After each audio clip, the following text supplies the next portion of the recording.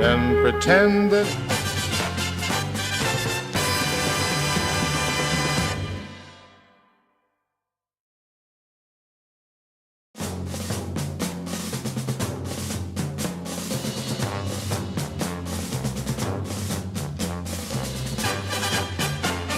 as we dream.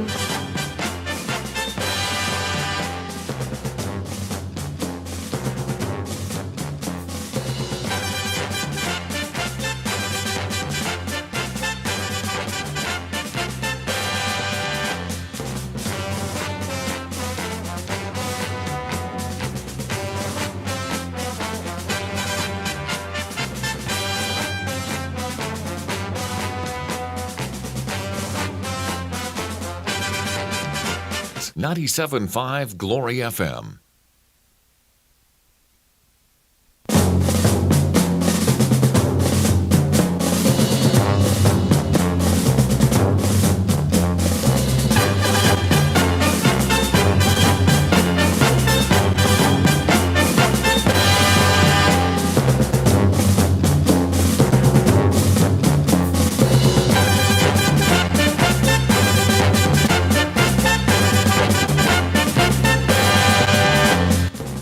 This is the Saturday Morning Sports Show on 97.5 Glory FM. Good morning, I'm Mike Wofford. I'm with you until 10 o'clock this morning as we talk high school, college, and pro sports on your radio station for North Georgia Sports. 97.5 Glory FM.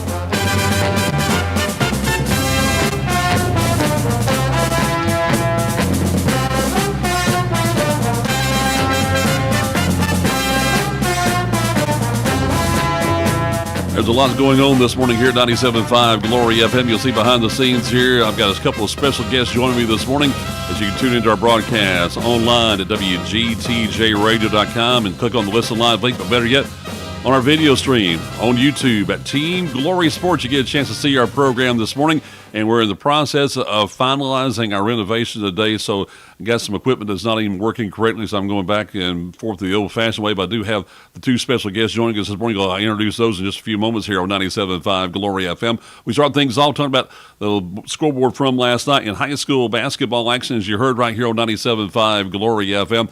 It was a Region 6 AAA doubleheader with North Hall taking on White County. In the girls' game, it was all White County defeating Anna Clara Aethus team for North Hall, winning their first region game of the year. And then the boys' ball game, it was North Hall jumping out to a big start, a big night from Micah Jimerson and from Cole Hulsey as they defeat the Warriors for their first region game of the year. And North Hall would be back in action on Tuesday against Johnson, while White County goes up against Chestatee in Region 6 AAA play. Also last night, it was Gainesville opening up with a doubleheader sweep over Chattahoochee at the Davis Hill Gym at Gainesville High.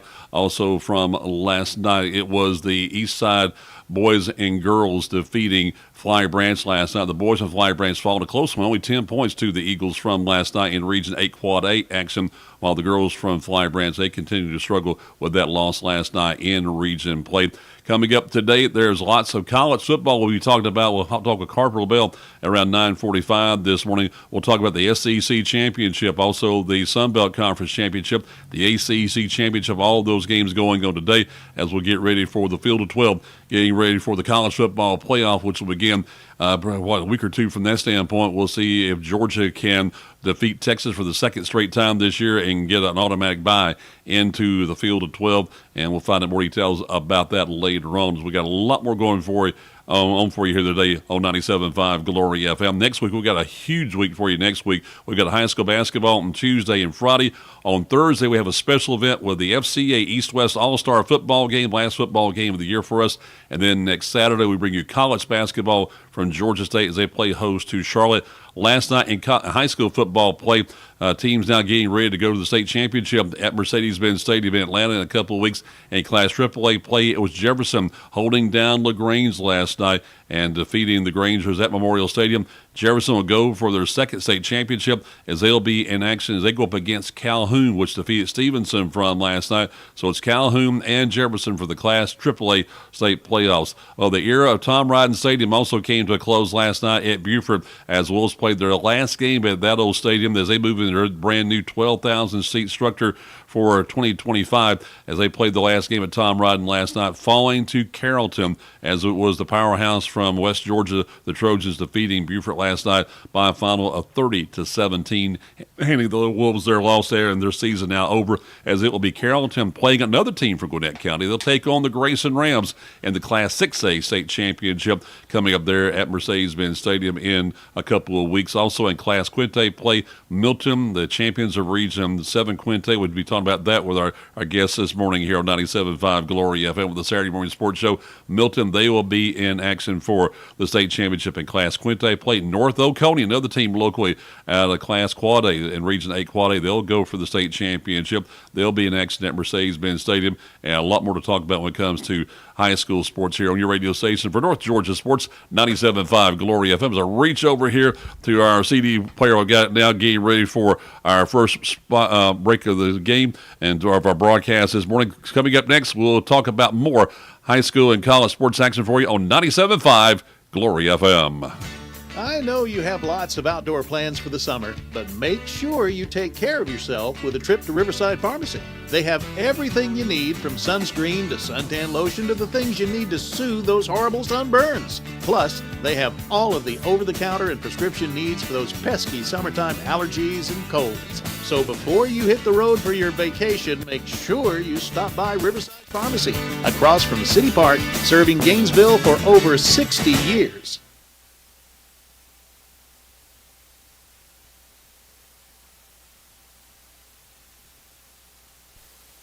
As you can tell, things are not playing correctly this morning, so let me get that taken care of here. So let's go do this. Let's forget about commercials this morning, guys. How about that? Let's just forget about it totally here and turn over here live radio at its very best with the equipment. Like I say, we'll have things working next week. I cannot wait. I cannot wait. I mean, I'm telling you, I cannot wait. Next week, we'll have everything working with brand new equipment here in the studio, and you'll get a chance to see things a little better from that standpoint here. Even my headphones are shorting out now, so get all that straightened out. I can't see if I got to hear what I'm doing here from that standpoint. Let me introduce our guests this morning. We've got a couple of great friends of mine joining us this morning here on the Saturday Morning Sports Show. First off, we have got Krofton Montgomery, the head football coach at West Hall High School. He is going to be helping out with the FCA East-West All-Star game coming up on Thursday. And then sitting next to him, his former boss at West Hall, Tony Lotti, who's the head football coach at Seckinger High School down in northeast Gwinnett County, who was also honored this week as the Coach of the Year in Region 7 Quinte. Guys, it is great to have you with us this morning. I appreciate it very much for joining us.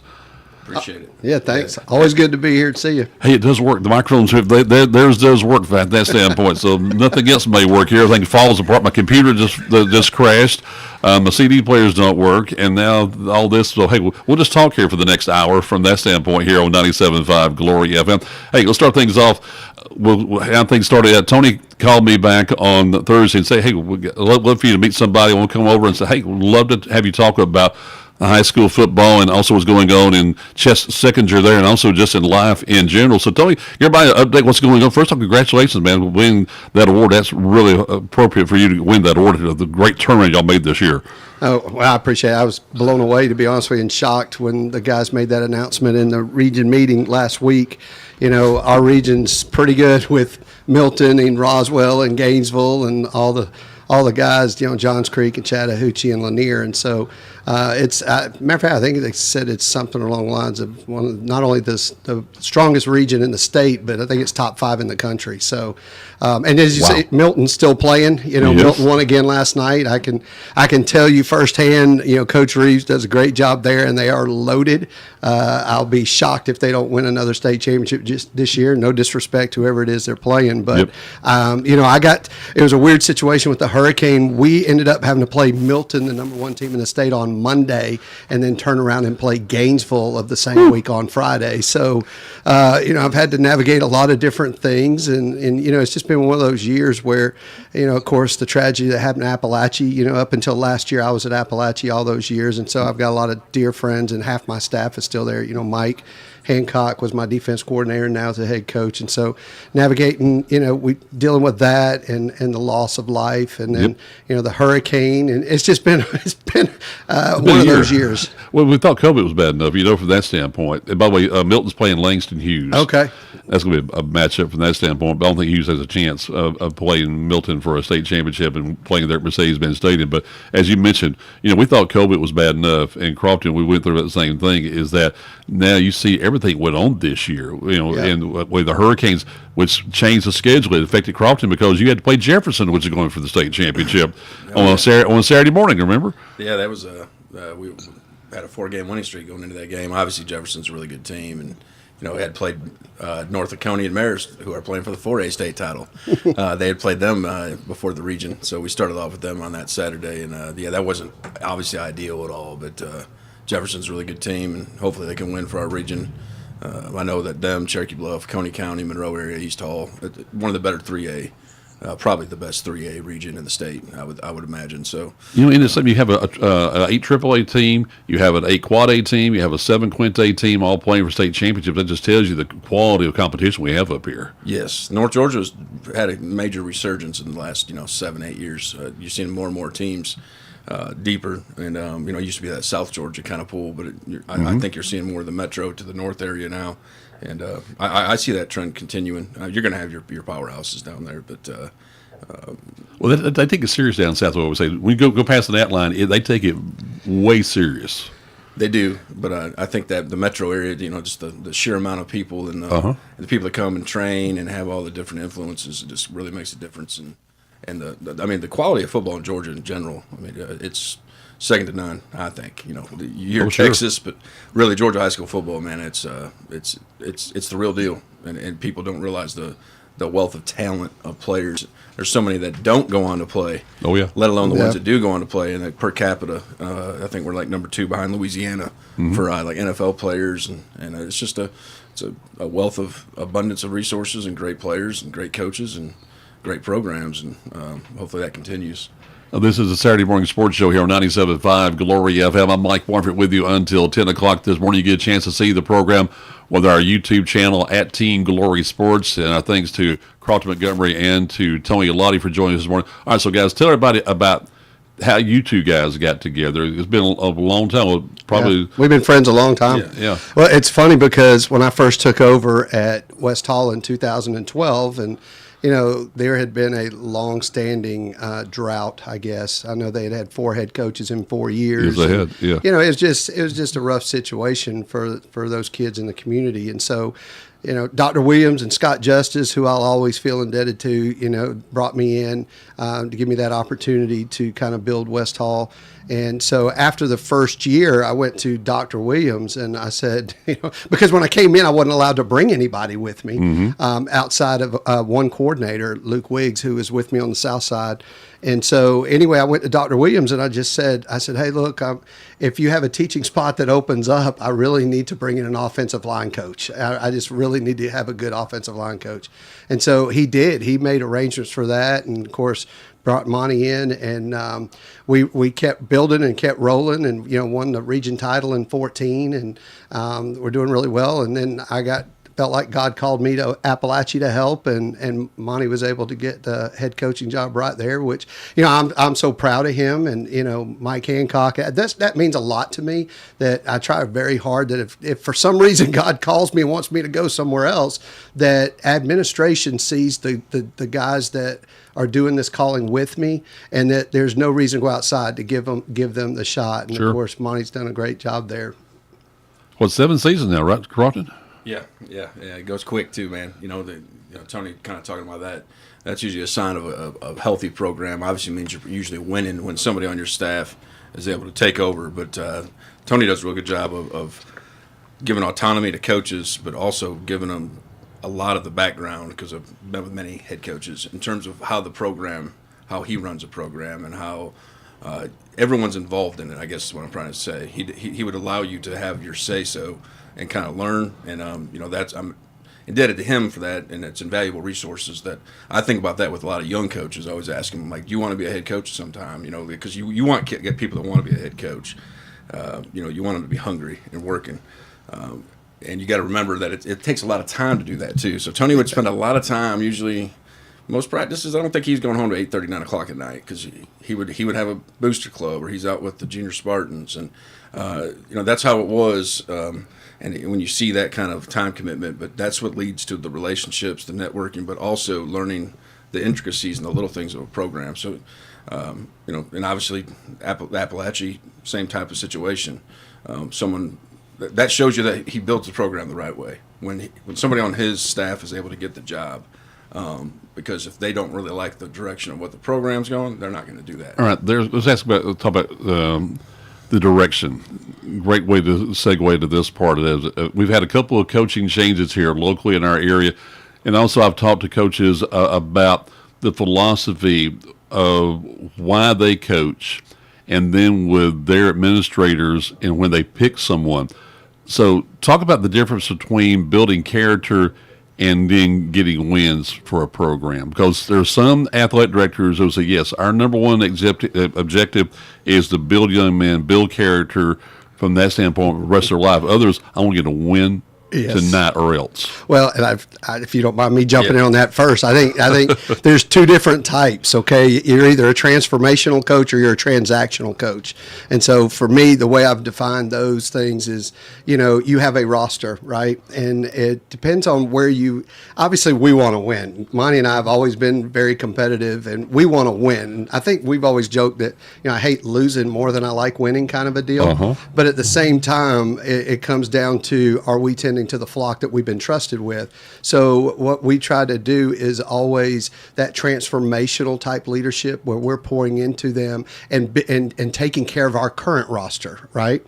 I think from a head coach's standpoint, and I'll say it, and this may not make me very popular, but sometimes an administration will say they want that, but then let's be honest, if you're not winning, you're not going to be there. All right, but when you're interested, there are some programs that Nick Saban couldn't win now correct. With the roster, because you got to have players. That's a fact. You got to have players. So that's what I'm saying. You look around, and one of the things we talk about, and I made a kind of a side joke yesterday. I said, with all the stuff GHSA does for us, one of the things I wish they would do is publish the Form Bs. How many, what school, not necessarily individual names, but put out there how many schools, how many Form Bs they had. Because, and for those that don't know what a Form B is, that's your transfers. So how many come in? So when it comes to transformational versus transactional, right? Sure. Sometimes people say, well, we want the character piece. We want those types of things. But then really what they want is for you to, no matter what, win, right?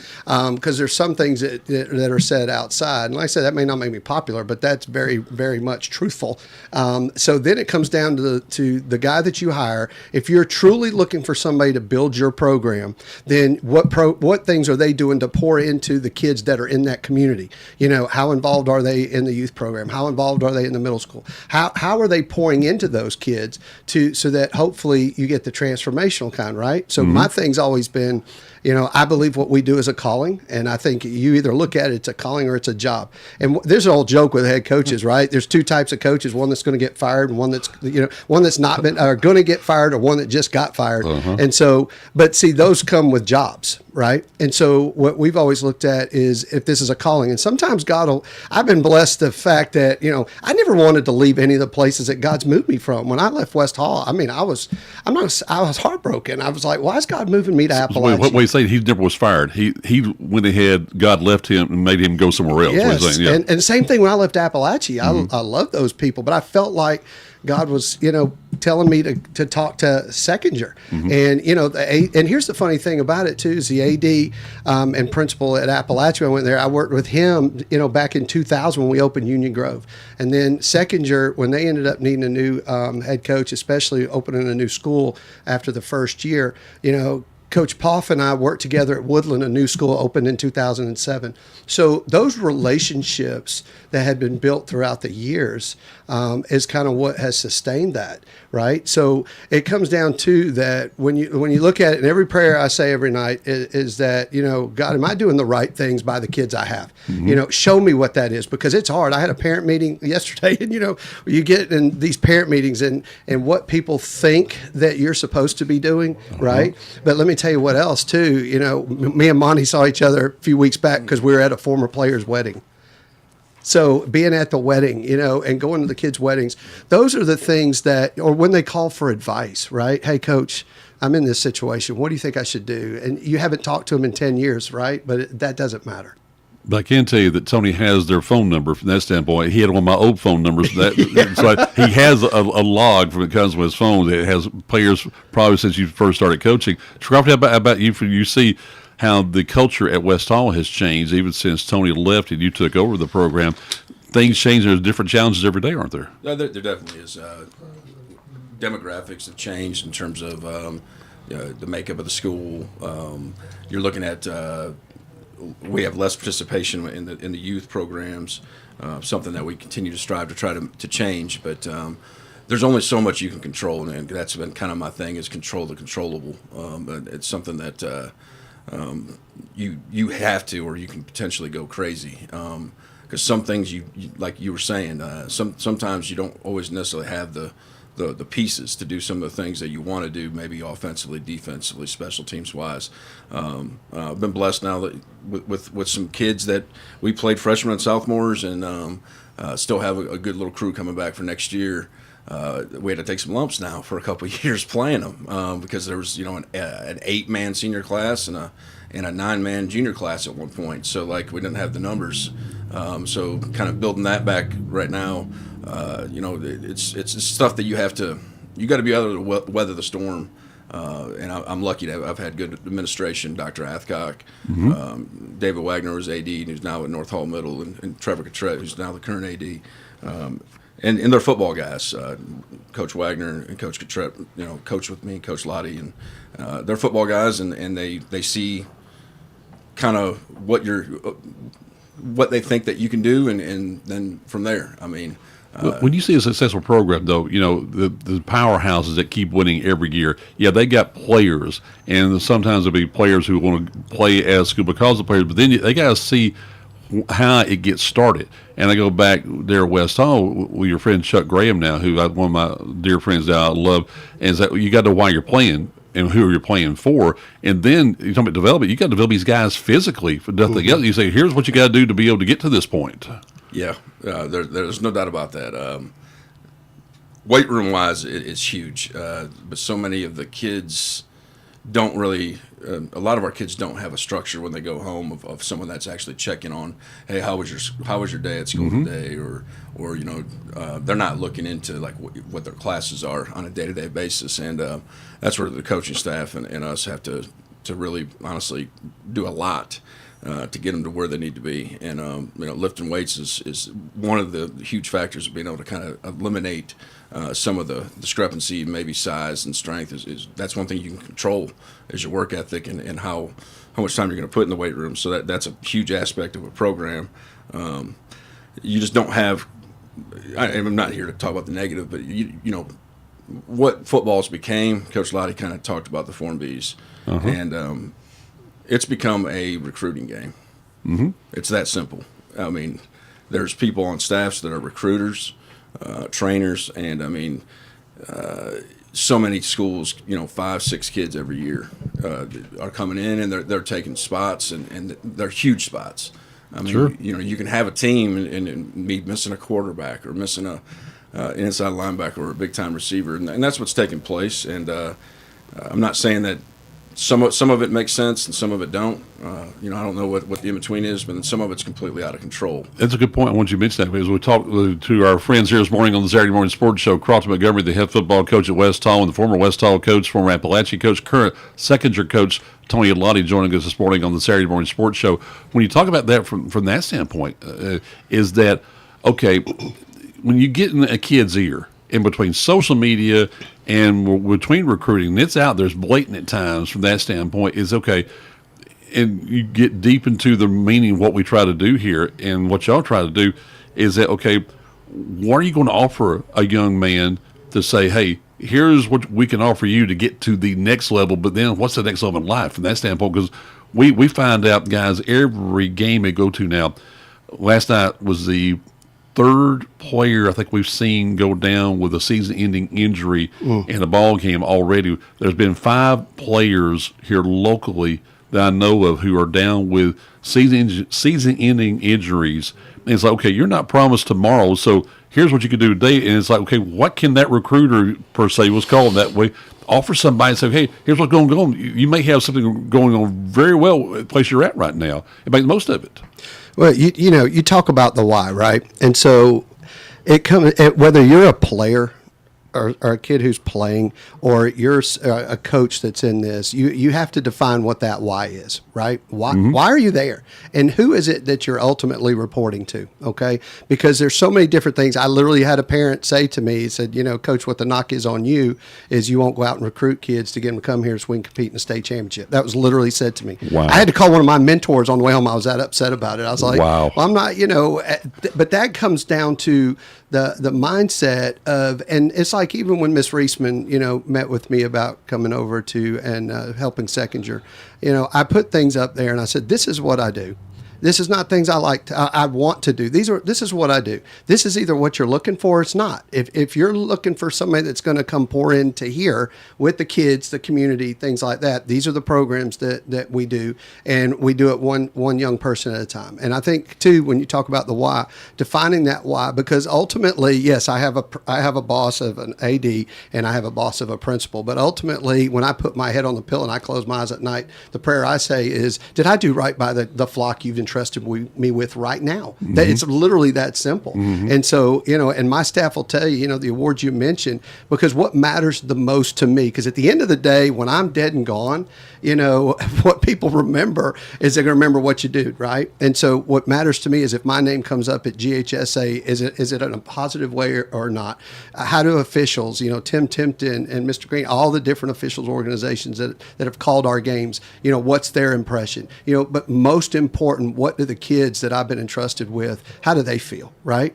And sometimes too, it's like I told a young person yesterday, I said, you know, I'm not going to tell you what you want to hear. I'm going to tell you what it is, because my job is to, and I'm going to hold you accountable because I care about you. It's really that simple. And we have a thing I talk about staff, and Monty will remember this too, when we were together, that, you know, basically there's 2 things that drive me every day. Okay. One is that we have people who choose to play football. We don't have football players. All right. So we try to make sure we're always looking at the individual and what we can do to help and pour into them. Like I said, sometimes they get it, sometimes they don't. Right. But the number one thing too that goes with that is we are entrusted with the care and well-being of someone else's child. And that is a huge responsibility. I've got 3 children of my own that I would die for. I've got 4 grandchildren now.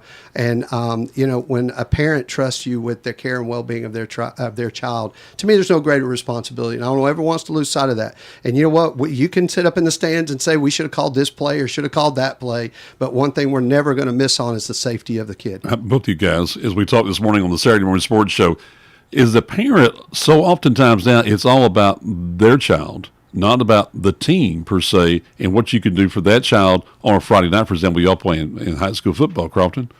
Yeah, well, that comes with the idea that everyone's going to get a scholarship and go on to the next level and get NIL money and all these things that they see. And, you know, that's not the reality. I mean, especially with like the roster limits now of Division I going to 105, topping it out. And so like the preferred walk-ons will start kind of going to FCS D2. It's going to get even tougher now to get scholarships all the way down, is the way that the NCAA model is kind of looking. So, yeah, you talk about the team, and football is the ultimate team sport. You know, there's 11 guys on the field, so you're doing your 111 on every play, and you can have 3 or 4 Division I studs and still not be a good team if you got other people that do not fill their role. And that's why I love the sport more than any other sport. The reality is learning the team aspect of it. There's parts, obviously, as a coach that you can control, but when you have parents if you have a parent that's constantly in a kid's ear and they're worried about stats and carries and catches and whatever that may be, and how many offers are you getting, or what kind of camps or coaches are coming to look at you. The reality is you're going to be seen anywhere, and I don't know how Anywhere. parents still don't understand that part. Yep. Like it's based on your height, your weight. You're going to hit your measurables and your grades. Those are the top two things, plus your character. I can say right quick. Yeah. It could be Lanier Christian. That's right. It could be Gainesville. If you can play, you can play. I'll use me as an example. I played at an NAIA school in college, okay, that had maybe 800 kids in it, and I had an invite to the New England Patriots training camp. Wow. And that was the one thing they told me was like, look, and it's the same way in college. If you can play, they'll find you. Yes. All right. And it, like you said, it don't matter which high school you're at. It literally don't. But, they get sold on these. And like Coach said, and then you throw the transfer portal in there. Okay. But I'll tell you, the thing I'm trying to educate my parents on is I think we've gotten away from the fact that a solid football program in a high school should be an extension of the educational process, period. It's not a breeding ground for college. It's none. It should not be any of those things. It should be an extension of the educational process. Some get that, some don't, right? Mm-hmm. But I just literally had a college coach in my office yesterday, and we were talking about it, and we were talking about the involvement of parents, and I want my parents involved. You can't run a successful program without it. However, the big key is what are they getting involved with, right? Sure. And so, I had this college coach tell me yesterday sitting in there that they literally just cut a kid from their program because the parent kept texting the head coach and he ain't going to deal with it. All Wow. right. And I'm like, because he wanted to tell him what plays he should be running and all this. And so, those things, I don't want one of our kids to, as tough as it is to not get an opportunity because of something that could have been controlled. Coach Montgomery talks about the controllables. Right. All right. Well, that way I ask you specifically, Tony, as many coaches as you know, and you know some big name coaches from the standpoint, what are they looking for besides, the height, weight, speed, that kind of thing? Teammate.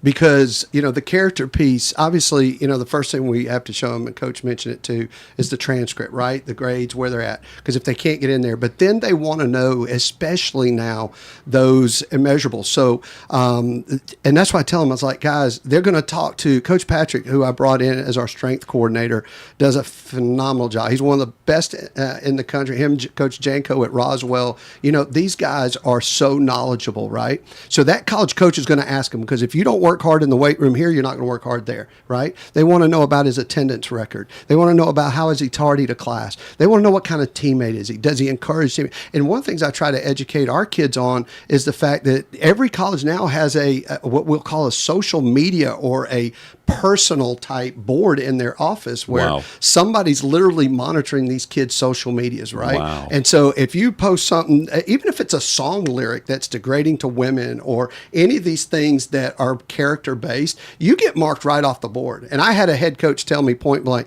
we have a board in there, and the first report that's done at our staff meetings on Monday is this staff member will come in and say, okay, right here, this one had 10 tweets about, how much he loves playing football, how much he loves his teammates. And then there was one he liked that talked about what was going to happen, degrading to women, basically. They mark them off the board. Wow. And so trying to get our kids to understand that as competitive it is now, if that is your dream, and we believe in fostering the dreams and goals. I do, okay?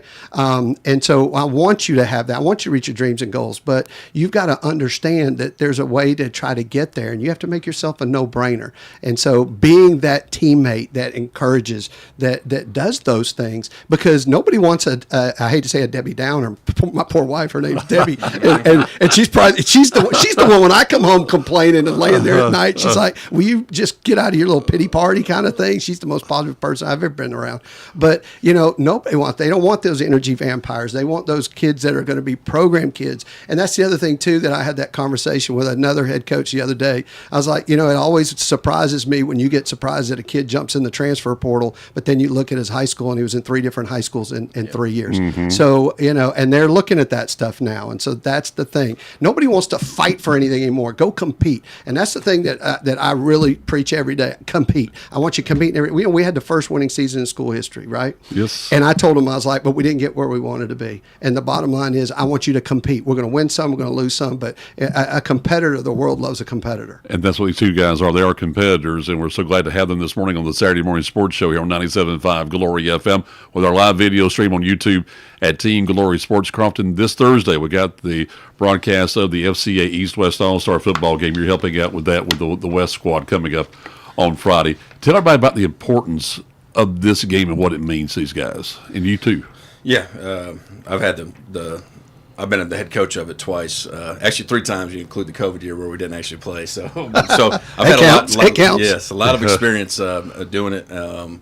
Started all the way back when I actually got to Hall County. I think the first year was Coach Lotti's second year, and we used to play it down at Bobby Gruen Field on Friday night.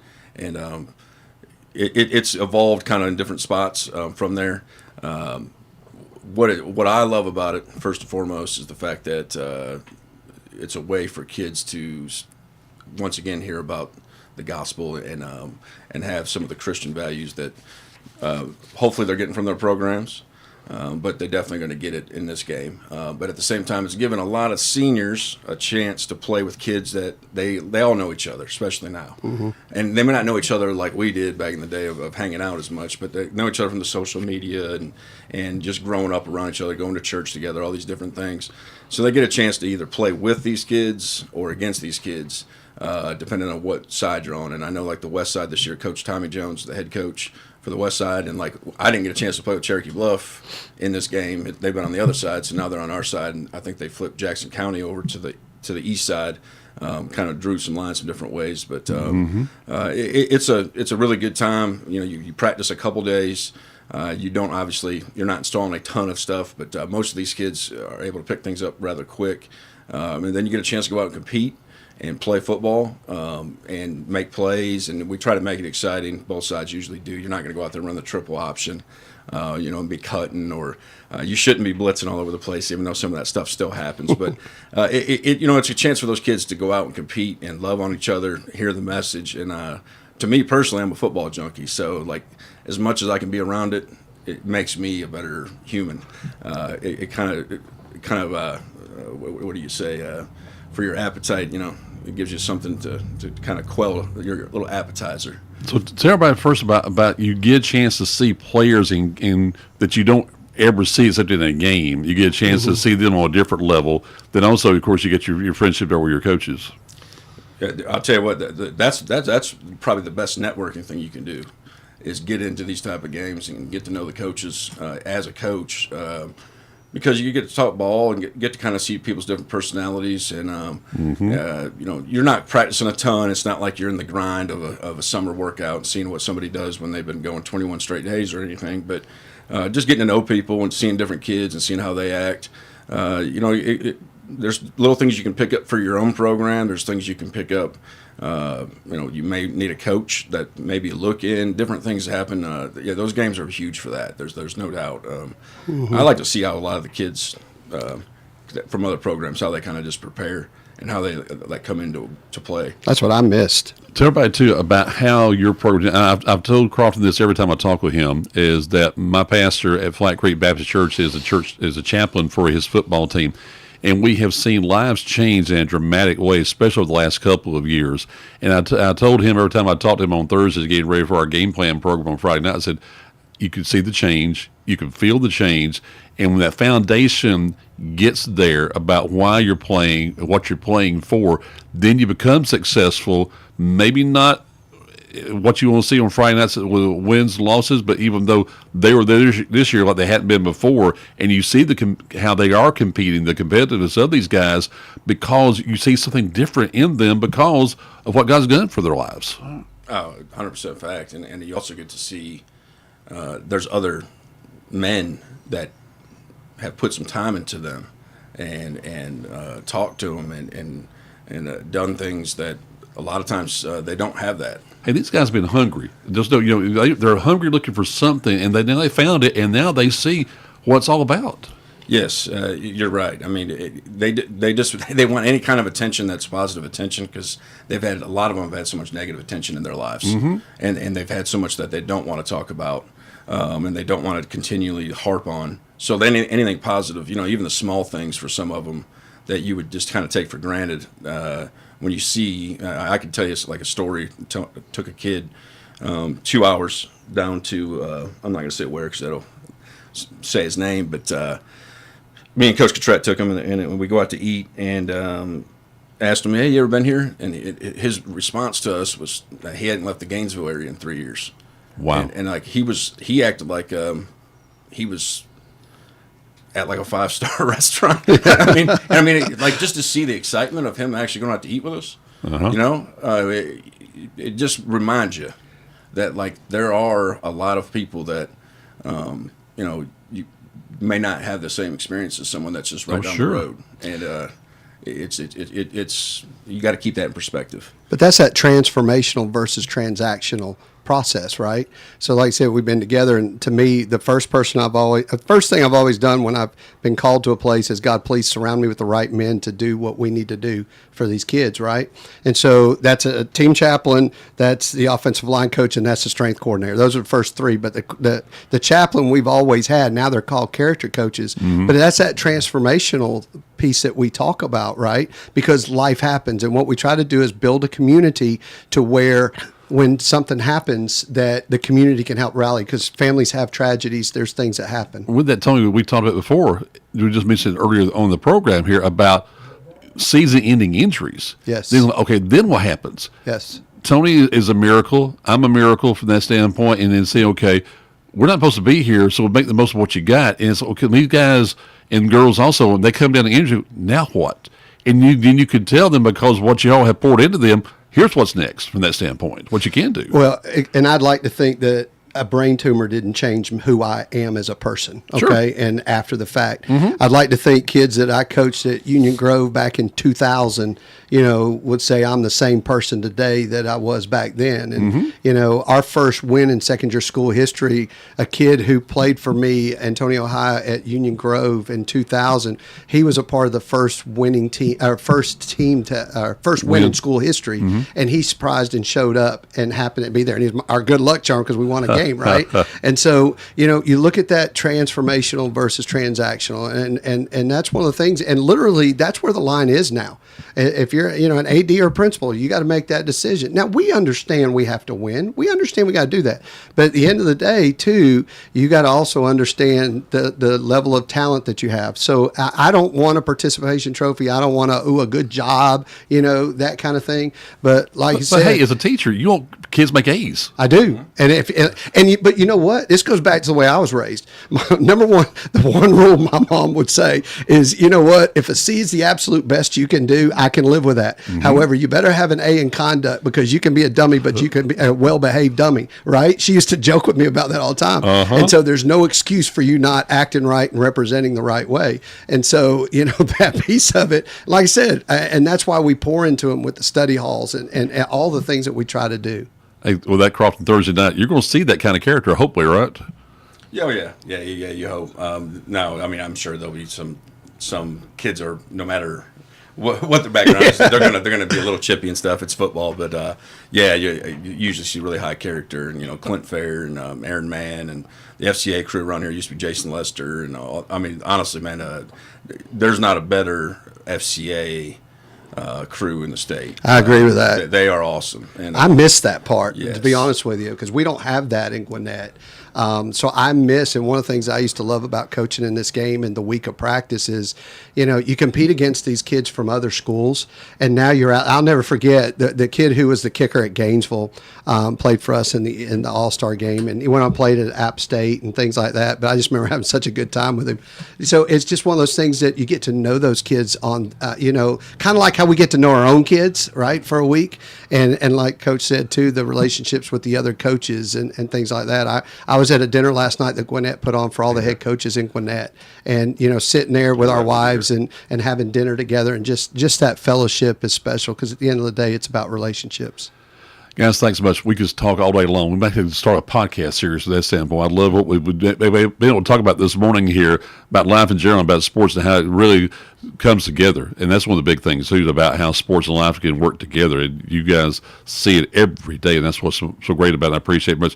Krofton, we'll see you Thursday night. Right. Looking forward to the ball game. Gary will be talking on the sidelines, and looking forward to a great night there with the FCA East-West All-Star football game. Tony, again, congratulations being Coach of the Year. Thank you. And you see how these guys, how they pour into young people and the difference they make in their lives. Coming up next year on 97.5 Glory FM, I'm going straight to the phones. You'll see about the next level as we'll talk about the SEC Football Championship today. Also, we talked about the Atlanta Falcons coming up tomorrow. More. We got Harper LaBelle, who's on the line with us right now. Harper, no commercial breaks. We got equipment issues. We're renovating, as you well know, and getting things going. Welcome to the show this morning. And so how's your day going?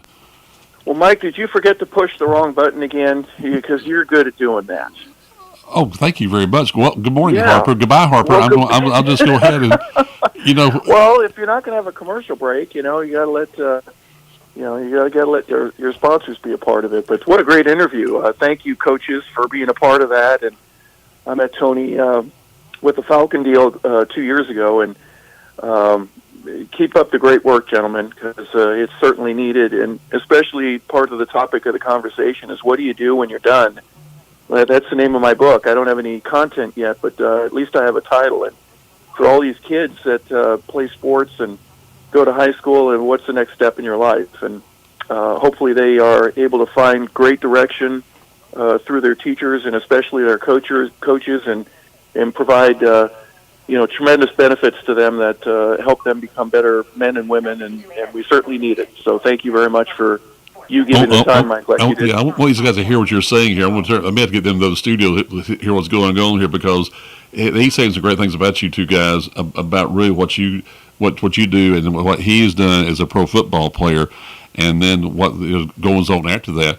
Today's a big day for everybody, Harper, with these championship games taking place today, and there's a lot going on in people's lives today. And tell us about what you think was going on today with the SEC championship. Well, my goodness, downtown, there's going to be more people than have been at a Falcon game, that's for sure. It's going to be packed, and the business of college football is starting to take over again. I don't think the playoff ramifications kick in until really next week, and then the bowl games after that. But the ACC, the SEC championship, obviously locally has a lot of flavor here. And just watching two teams that I don't exactly know if they finalized the brackets, but haven't they had to think about this, Mike? The possibility that Georgia and Texas, no matter who wins today, yes, they could possibly play a third time. How does that happen? That's what gets me. That is so insane to me, even thinking about that, Harper. Yeah. I mean, I'm almost glad now that Penn State and Oregon did not play earlier in the year, so I don't have to see a repeat of it and then a possible repeat again, yes, depending on who's in. So I don't know how you fix that, especially if everybody's already clamoring for more teams. Some people have told me, I want 16.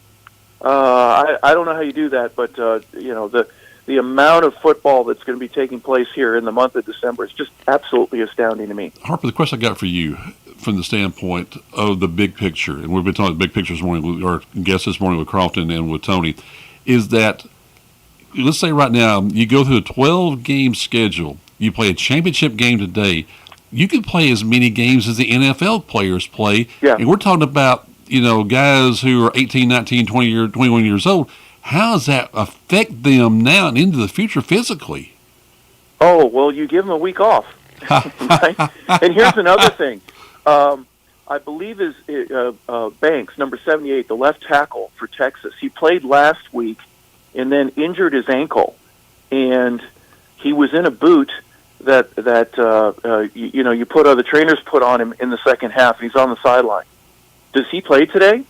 He's a first-rounder. Everyone says this guy could be a Pro Bowl player. Mm-hmm. Does he risk the injury and play either today or next week or the week after or the week after that and injure himself to the point where now he's damaged goods and he may not be a first-rounder because of the degree of the injury? That's another thing. Remember, Christian McCaffrey skipped the Rose Bowl a few years ago and said, I'm not doing it. Mm-hmm. Stanford, you're on your own without me. How many of these are we going to see with first or second round kids that go, it's not worth it for me. Mm-hmm. I want the ring and I'll get one because I was a part of the team, but I'm not going to play on championship game, which is in December. I'm sorry, it's January 20th this year. Wow. It's the 20th day of and we're hosting it here in Atlanta. Mm-hmm. So this season and the 15 games, 14, however many that the teams are going to be playing, it's absolutely a so different Harper, beast. where does the coach play? And as we're talking about, you heard from Tony and with Krofton, what role does a head coach like, say, Kirby Smart, for example, and the coach at Texas, where do they make that decision about what's best for a player, what's best for the team? Yeah, with all that money that's on the line and contracts between networks and the NCAA, there's a certain, hey, you need to perform right now. And it's going to be probably a player-by-player scenario in the near future with, I want to do what's right for you, son, left tackle, edge rusher. And the parents will be a part of that a little bit, and agents, as well as NIL money. Do I give NIL money to a kid that doesn't play in the semifinal? Mm-hmm. Yeah. I've agreed to do other games, but now I don't know. All of this is part of the. And I look at it this way: bang, the starter says go, and now the kids are running around the track, and they go around once. They go, how long are we running? And, well, we don't know. Just keep running. And we'll figure it out as we go along. So that's kind of the word picture of how I see some of the things that are results. Oh yeah. Of the speed in which they put this whole thing together. All right, how about this with the Atlanta Falcons tomorrow? How big a disaster are the Falcons right now? I tell you what, a win would fix everything. A lot of leaks in any boat or holes in a dam, and that's almost critical right now. Tampa is no longer in your rearview mirror; they're right walking there. right with you. Yes, sir. And they're playing great football. Offensively, they're as good as any team in the league right now. And then we're going to be playing a team that's as good as any team in the league. Sam Darnold has 23 touchdowns. That's 6 more than we've got. And that adds up in 12 games. That's 3 points a game. Guess what? They average 3 points a game more than we do. Wow. So it's really just an average of a touchdown every other game. That's how close this is. But, so, Herbert, what changed? Is everything just so even, and all of a sudden the Falcons have not matched up well the last few weeks, and Kirk Cousins looked so horrible last week, and it reminds you that one player could possibly make your team at the same time. They can sure lose a game for you. Yeah, and part of the balance that you don't know, when Younghoe Koo misses 2 field goals and you lose by 3, that you can blame that on special teams. And then if the defense, they only got 15 sacks on the season. They played 12 games. They're worst in the league and almost in history. Together, they haven't played well. They've played separately well in some games, but not well enough to win some of the close ones. So that's part of the unity issue that you want to just have all 3 phases of your game playing well, and now you got a chance to win. If one of those is less than average, then you got a chance to lose, and the Falcons have obviously lost the last 3 weeks.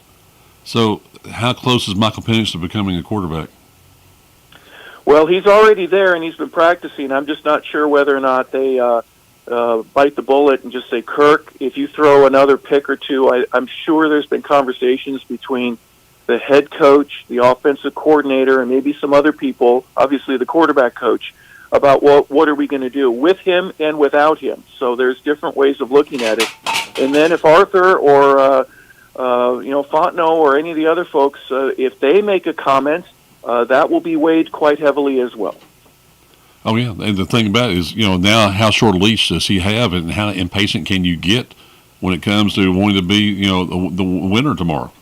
Yeah, because you're running out of time. You've got the Giants, the Raiders, you've got Carolina, Washington on the schedule. You got to win these ball games and get this division. You're not going to go to the playoffs if you don't win the division. At least not in the NFC South. You don't have enough wins to support it.